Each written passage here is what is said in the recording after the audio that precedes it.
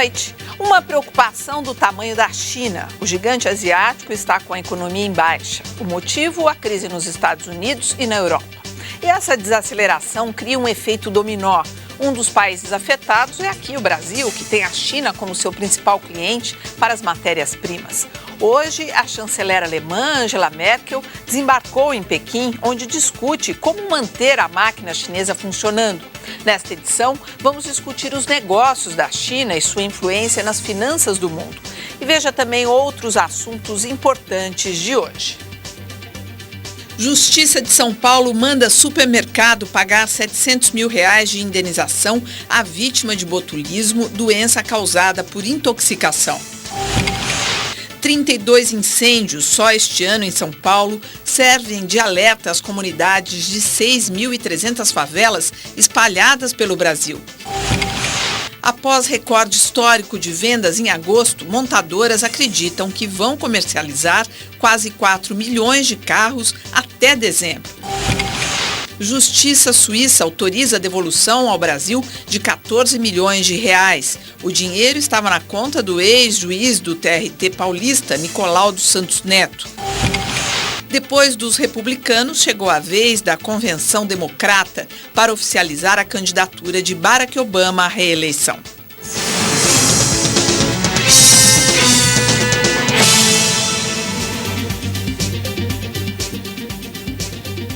Participam desta edição do Jornal da Cultura o economista Alexandre Schwartzman e o professor da Faculdade de Medicina da USP, Paulo Saldiva. Só este ano, 32 incêndios atingiram favelas na cidade de São Paulo, a maioria em áreas valorizadas. Isso levantou a suspeita de incêndios criminosos, o que motivou a criação de uma CPI na Câmara de Vereadores. No fim da tarde de hoje, a fumaça ainda tomava conta da favela do Piolho, na zona sul da cidade. Ontem, um incêndio destruiu quase 300 barracos e deixou mais de 1.000 desabrigados. Dona Marta mora aqui há 28 anos.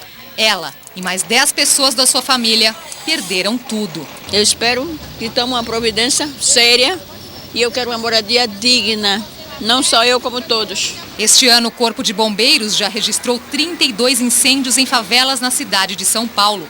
Nos últimos 5 anos, foram 454. E são sempre de grandes proporções por causa do fator climático e também dos materiais estarem extremamente secos. Coincidência ou não, alguns dos últimos incêndios em favelas em São Paulo ocorreram em áreas bastante valorizadas.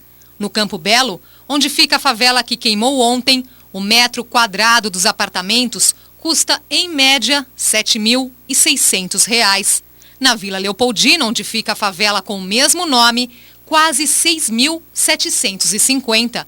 Já na Barra Funda, bairro da Favela do Moinho, mais de R$ 6.600 o metro quadrado. Para efeito de comparação, o metro quadrado de um apartamento na Avenida Paulista, uma das regiões mais valorizadas da cidade, em média, custa R$ 6.600. Após esses episódios, a Câmara Municipal de São Paulo instalou em abril deste ano uma CPI para investigar as causas dos incêndios em favelas. A primeira reunião aconteceu apenas na semana passada. Antes disso, todos os encontros foram cancelados por falta de quórum.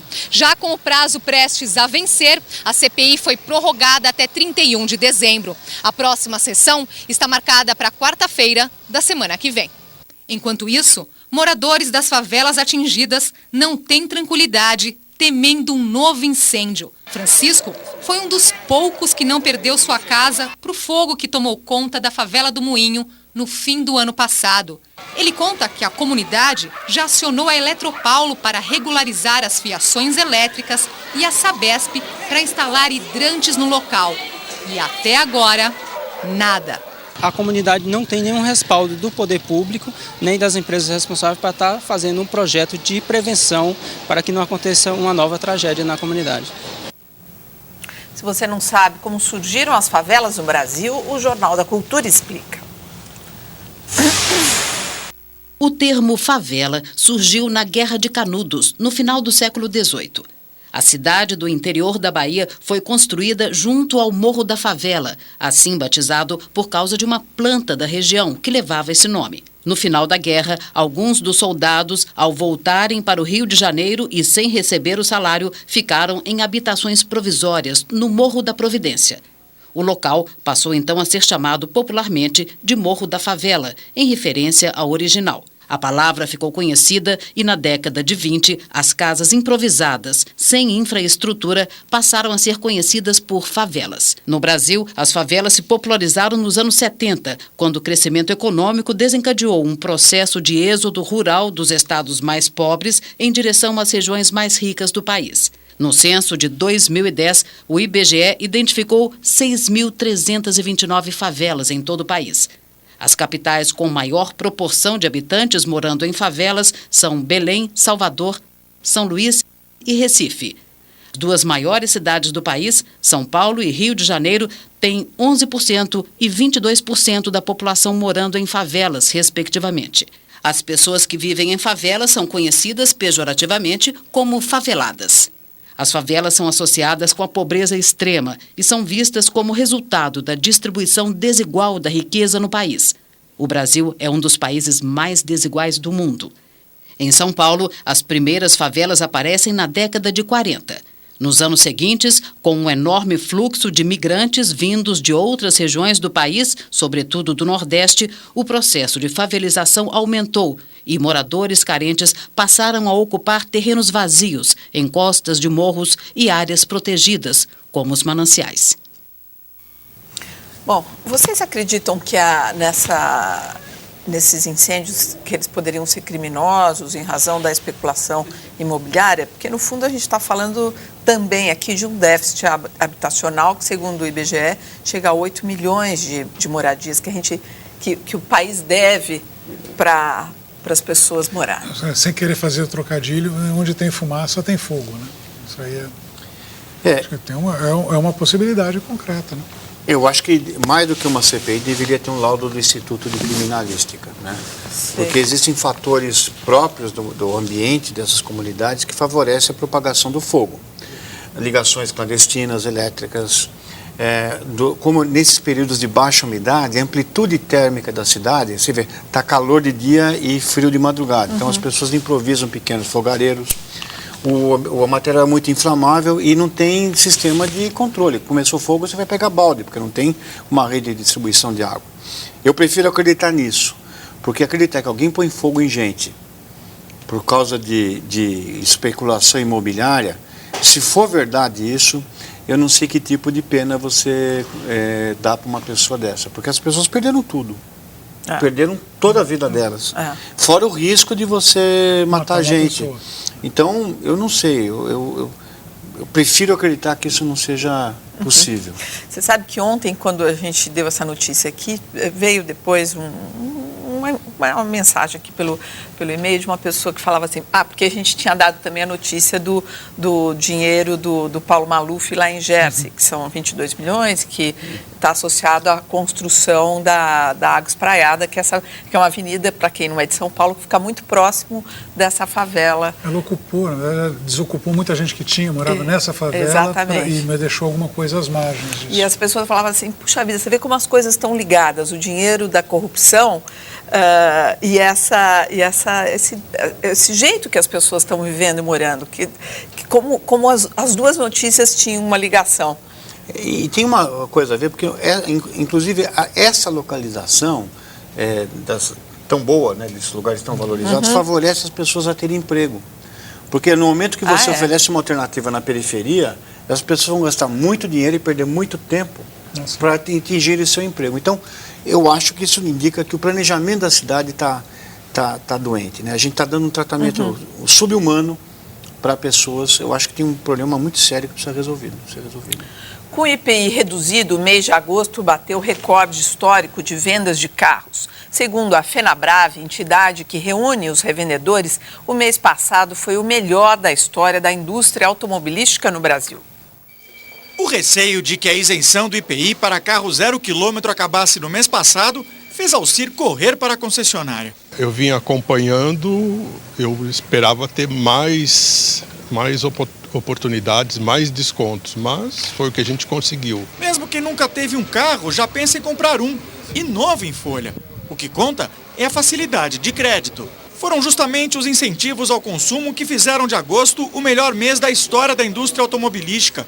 Dados divulgados pela Associação das Concessionárias mostram que 405.518 veículos foram vendidos no mês passado, 15% a mais do que em julho e 31% acima de agosto de 2011.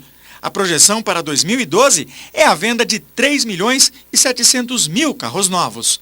O resultado foi tão surpreendente que já começa a faltar carro no mercado, principalmente entre os modelos mais populares. Um carro 1.0 aqui nessa concessionária, por exemplo, pode demorar entre 40 e 60 dias para ser entregue ao cliente. O gerente conta que em agosto, 350 carros foram vendidos na loja, mas o desempenho poderia ser ainda melhor. Se tivéssemos mais carros em estoque, com certeza teríamos vendido bem mais. Para a Associação das Concessionárias, agosto foi um ponto fora da curva. Em breve, os estoques devem voltar ao nível normal.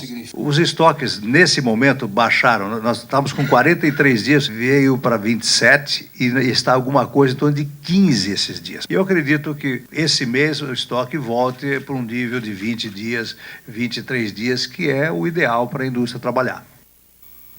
E o ministro da Fazenda, Guido Mantega, anunciou agora há pouco o aumento do imposto de importação para cerca de 100 produtos. O objetivo é incentivar a indústria nacional. Os setores de siderurgia e petroquímico foram os mais afetados pela alta da taxa de importação.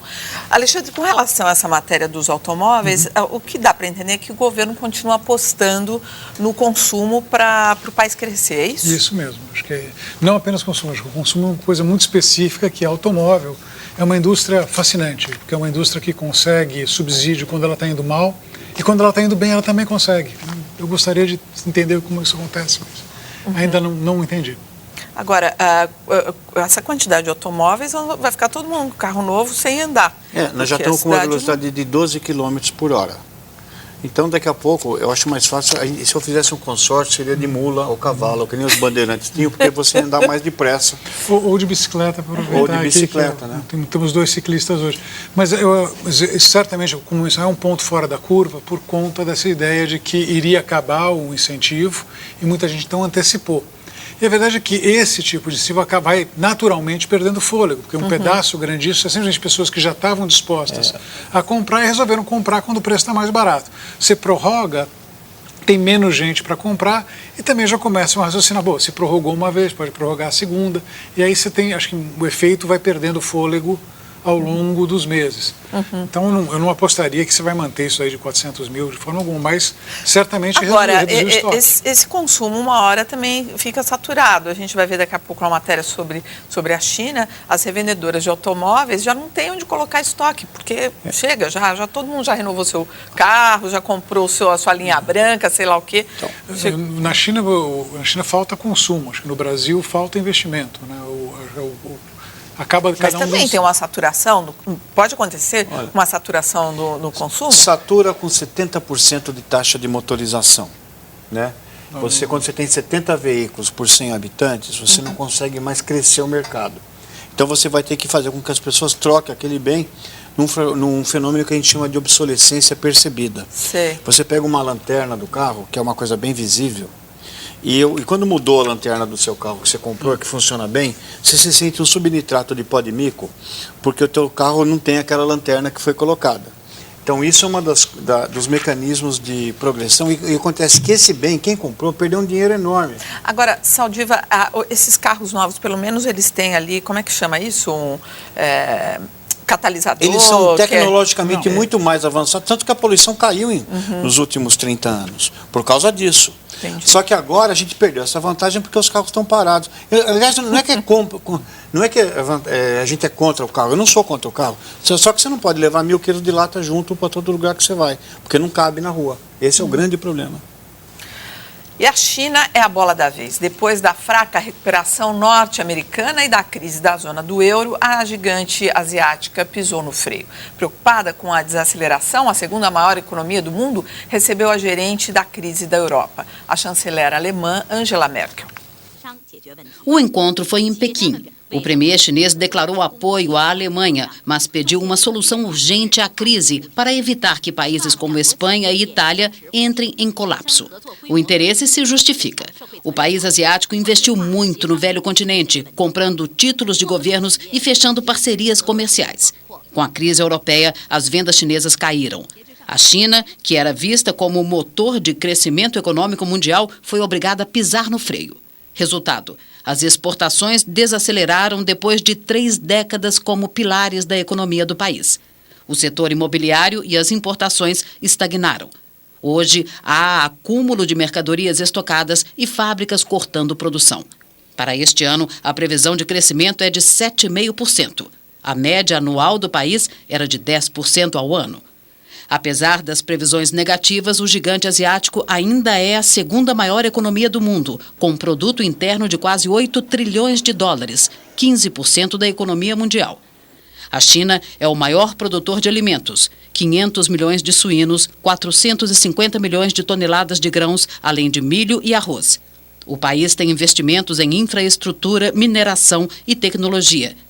Baixos salários e controle sobre regras trabalhistas resultam nos produtos baratos.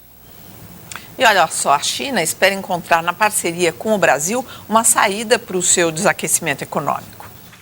Grãos selecionados para um sabor suave e adocicado. É com um café diferenciado que a empresária Lilian Baggio quer conquistar o paladar dos chineses. Há um mês, ela embarcou 200 quilos do produto para Xangai, na China. A gente sabe que tem um grande país, muitos habitantes, muitas pessoas ávidas por consumir e por novidades. A China é um dos principais parceiros comerciais do Brasil, mas os negócios entre brasileiros e chineses atravessam uma fase de mudanças. A balança comercial já deu sinal de alerta. Em agosto, o Brasil contabilizou mais de 22 bilhões de dólares em exportações e 19 bilhões de dólares em importações.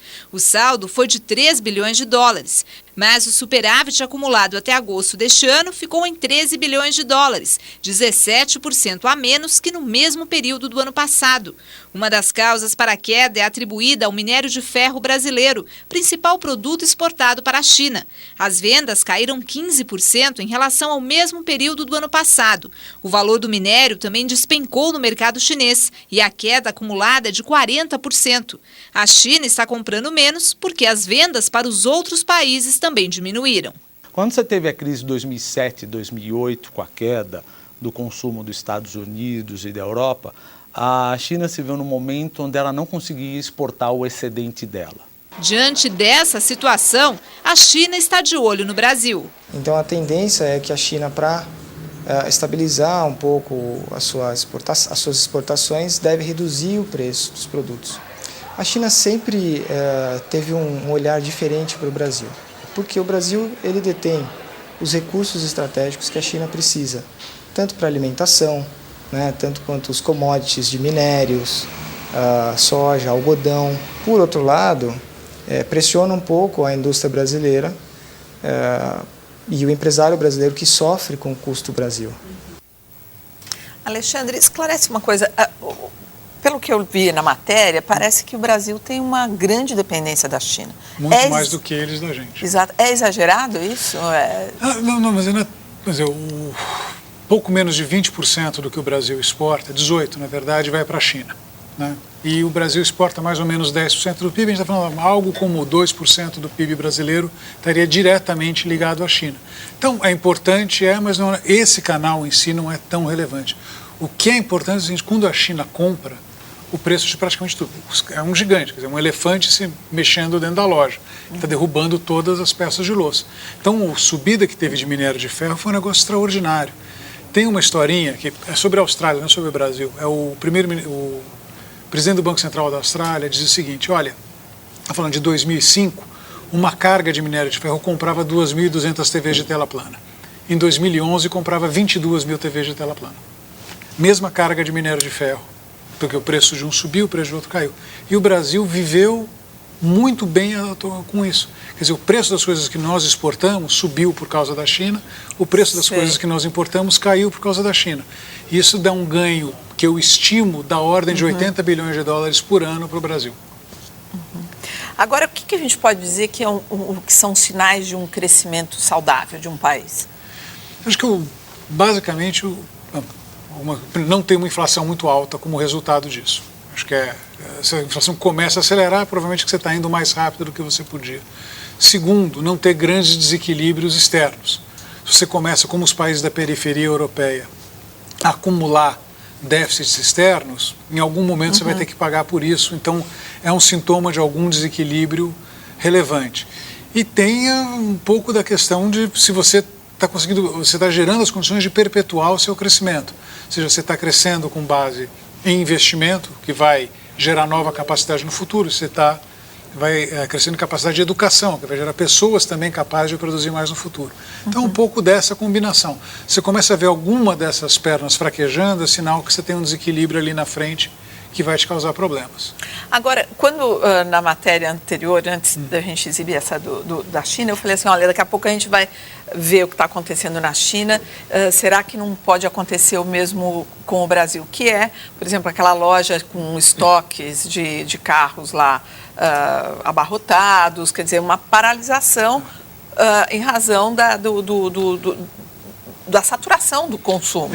Isso aconteceu com imóveis lá, que são áreas, bairros, sei lá o quê, abandonados por excesso de construções. O modelo chinês é quase que o modelo brasileiro de ponta cabeça, né? O nosso modelo é essencialmente baseado em consumo. Eu fiz uma conta uma vez, quase que 3/4 do crescimento do nosso produto de 2005, 2006 para agora foi ancorado no consumo. A China consome, os chineses consomem muito pouco. Entre outras coisas porque eles não têm aposentadoria, não têm seguro-saúde, não tem, enfim. Basicamente, o cara tem que poupar extraordinariamente. Então, é baseado, em parte, em produzir coisas para vender para os outros países, vender para os Estados Unidos, vender para a Europa, vender para o Japão, que são países que estão em dificuldade. Então, aí dá um problema. E a outra história era investimento. Investimento em tudo. Então, fazer novas cidades, infraestrutura. Agora, chega um ponto que satura, inclusive infraestrutura. Quer dizer, o problema é oposto, nós temos de menos, eles têm de mais. Então já está colocando estrada para lugar nenhum, viaduto que liga nada a coisa alguma. Aí esse também é um sintoma de desequilíbrio. Entendi. Tem um comentário aqui, eu gostaria, só para encerrar, se a China abre os olhos para o Brasil, precisamos ficar preocupados, pois tigre de olhos arregalados não é bom sinal. Olha, tem ajudado mais do que atrapalhado. Eu estou falando, 80 bilhões de dólares por ano não é pouco dinheiro. E veja a seguir, preço da cesta básica sobe em 15 capitais. E mais, depois de 12 anos, vítima de contaminação por botulismo pode receber indenização de R$700 mil.